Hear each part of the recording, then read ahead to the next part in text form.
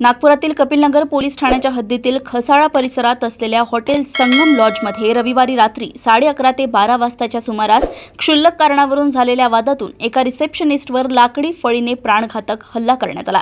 निलेश पुसा ढोके असे जखमी कर्मचाऱ्याचे नाव असून तो मागील 4-5 वर्षांपासून या लॉजमध्ये काम करतो। लॉजच्या शेजारीच राहणारा आरोपी मोहम्मद आरिफ मोहम्मद अब्दुल हई याच्यासोबत निलेशची बाचाबाची झाली होती। या वादाचा राग मनात धरून आरोपीने राहत्या घरातून लाकडी फळी आणून निलेशच्या डोक्यावर जोरात प्रहार केला। घटनेनंतर जखमी निलेशला तत्काळ मेयो रुग्णालयात दाखल करण्यात आले असून उपचारादरम्यान त्याची प्रकृती स्थिर असल्याचे सांगण्यात आले।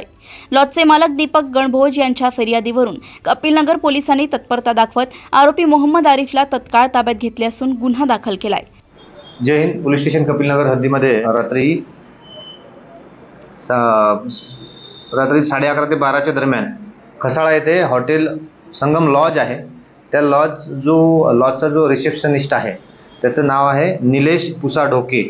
हा एमपीतला आहे, पण मागील 4-5 वर्षापासून तो त्या लॉजमध्ये रिसेप्शनिस्टचं काम करतो आणि त्याचे यातील जो आरोपी आहे याच्यासोबत बाचाबाची झाली। यातील आरोपीचं नाव आहे मोहम्मद आरिफ मोहम्मद अब्दुल हई।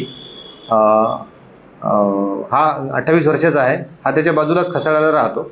यांचे दोघांचे वाद झाले आणि वाद झाल्यानंतर यातील जो आरोपी आहे याने घरी जाऊन लाकडाची फळी आणली आणि त्याच्या डोक्यात जीवानिशी ठार मारण्याच्या उद्देशाने त्याला गंभीर दुखापत केली।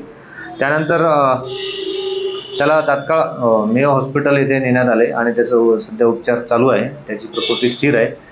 त्याच वेळेला आम्ही जो सदरचा आरोपी याला ताब्यात घेतलेला आहे आणि यातील जो लॉजचा मालक आहे दीपक भीमराव गणभोज याची फिर्याद घेऊन तत्काळ आम्ही कलम 109 अन्वये गुन्हा दाखल केलेला आहे। याचा अपराध क्रमांक आहे 648/26। सदरच्या आरोपीला ताब्यात घेतलेला आहे। आज रोजी जो जखमी आहे त्याची तब्येत स्टेबल आहे, तो पूर्ण बरा झालेला आहे आणि पुढील तपास चालू आहे।